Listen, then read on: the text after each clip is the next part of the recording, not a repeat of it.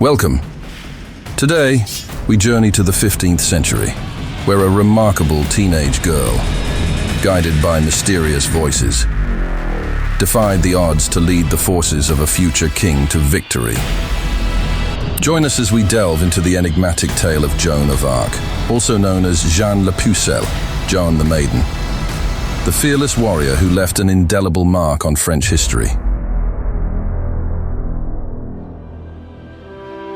Our story begins in 1429 with a 17-year-old Joan, clad as a man, embarking on a sacred mission to support the French Dauphin Charles against English invaders during the 100 Years' War, 1337 to 1453.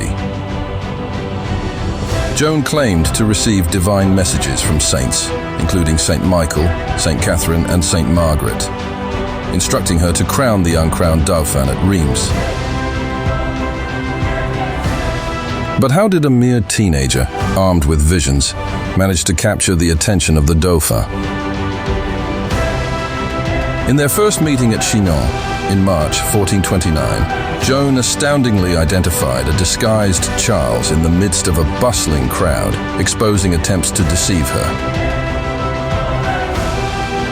Privately, she revealed a secret prayer known only to Charles, solidifying his trust in her authenticity. Joan echoed an age-old prophecy, stating, "France shall be lost by a woman, and shall be redeemed by a virgin from the frontiers of Lorraine." Indeed, Joan was born into a peasant family in Domremy, on the borders of Lorraine. These were not just faint murmurs, but resonant echoes of fate. During the 100 Years' War, political intrigue ignited the Armagnac Burgundian civil war in France. The country was split between those supporting the English King Henry VI, Burgundian territories, and those loyal to the Dauphin Charles. The Armagnacs, aligned with the House of Orleans, supported Charles, while the Burgundians, the House of Burgundy, favored English claims at this time.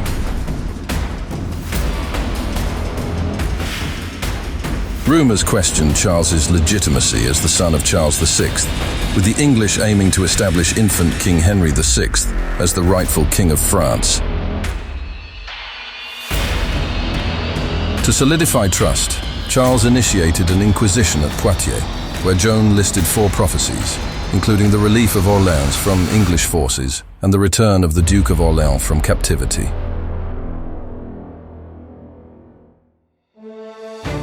Joan received visions that enabled her to accurately predict the buried location of the sword of St. Catherine, adorned with 5 crosses, which she subsequently carried into battle. Adorned in gleaming white armor and mounted on a white horse, holding her standard emblazoned with an image of Christ and angels, Joan, with key supporters Jean de Metz and Bertrand de Poulengy, embarked on a journey to Blois near Orléans, making a tactical camp buoyed by Dauphin Charles's support. During the Siege of Orléans in 1429, Joan was injured by an arrow, yet she pressed on, undeterred. A perceived divine wind change during the siege miraculously ushered in crucial supplies for their forces via the Loire River.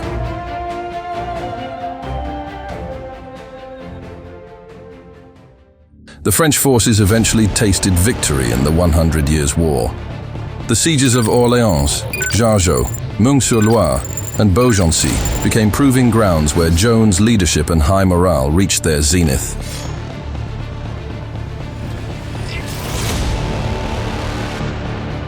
The military successes of the sieges bolstered Joan's reputation across Christendom. Her reputation as the Maid of Orleans spread rapidly,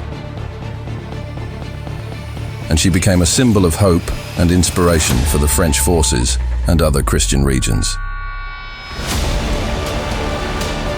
Joan contributed to the eventual recognition of Charles VII as the crowned monarch. He was crowned at Reims Cathedral on July 17, 1429.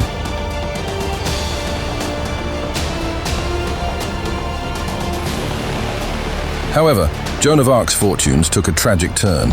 She was captured by the Burgundians during the siege of Compiègne in 1430.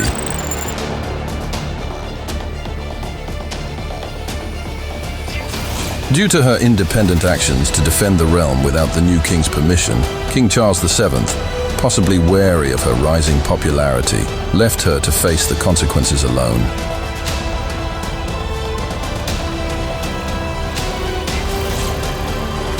Betrayed, Joan faced the unimaginable. She was found guilty of heresy, witchcraft, and her refusal to wear women's clothes.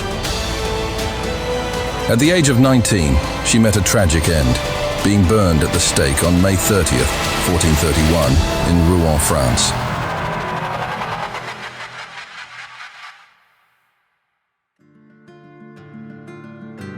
Yet it was her inspiration that kindled the spirit of liberation, an intensity that Charles couldn't ignore.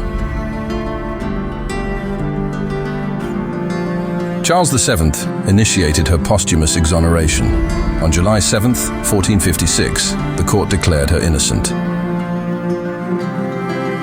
Joan of Arc was officially exonerated, her reputation restored.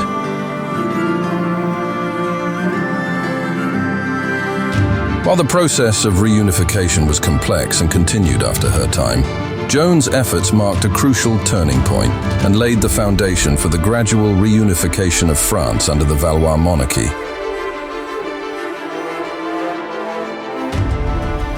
Joan of Arc's fame transcended borders, resonating throughout Christendom. Her legacy today embodies the spirit of French patriotism, military prowess, and steadfast belief.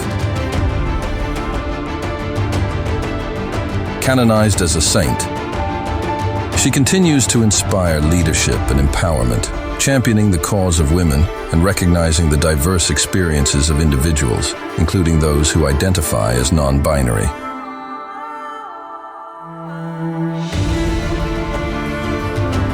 As we wrap up our exploration of Joan of Arc's extraordinary journey, the question lingers.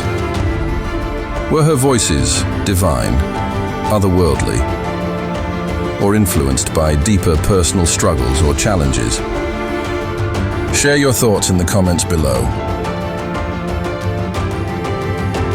One certainty remains: Joan's unwavering self-belief changed the course of history.